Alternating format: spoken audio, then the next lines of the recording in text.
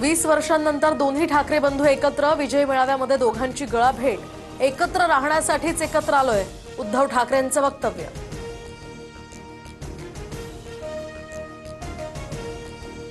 दोन्ही ठाकरेंची एकत्र राहण्याची घोषणा, बाळासाहेबांचं स्वप्न पुन्हा साकार व्हावं, राज ठाकरेंचंही वक्तव्य।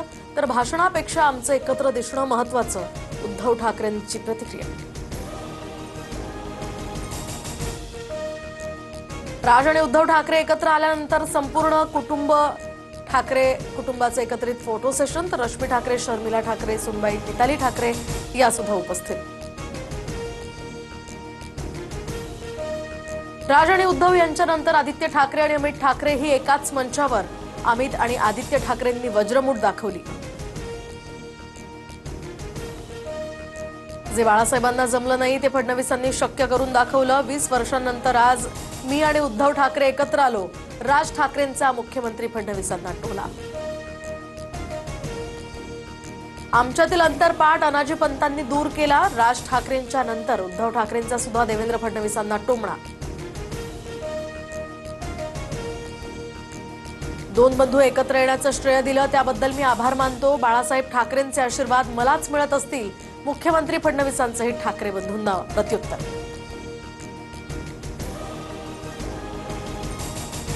मालकांसमोर जय गुजरात म्हणणारा बाळासाहेबांचा विचारांचा पाईक कसा असेल, उद्धव ठाकरेंचा एकनाथ शिंदेंवर सुद्धा हल्लाबोल।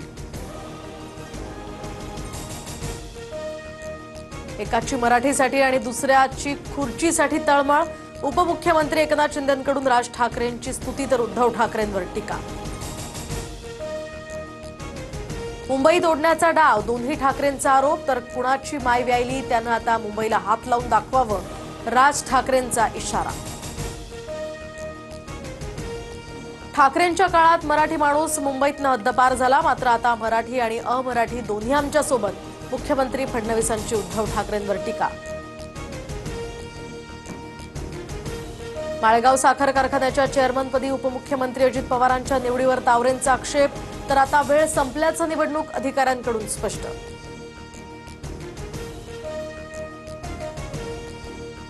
उद्याच्या आषाढी एकादशीच्या निमित्तानं चंद्रभागेच्या तीरी वारकऱ्यांचा महासागर, विठ्ठल नामाचा जयघोष करत लाखो वारकरी पंढरपुरात। पंढरपुरात मुख्यमंत्री देवेंद्र फडणवीस कुटुंबियांचं दिंडीत सहभागी। तर फडणवीसांनी सपत्नीक फुगडीचा आनंद लुटला। आषाढी एकादशीच्या सोहळ्यानिमित्त आज मध्यरात्री फडणवीसांच्या हस्ते विठ्ठल रुक्मिणी मातेची पूजा।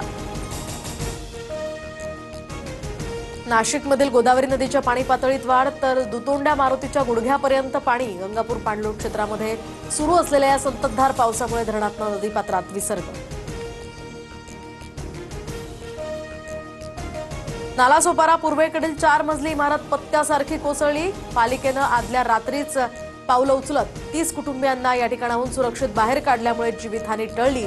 इमारत 20 ते 25 वर्ष जुनी असल्याची माहिती।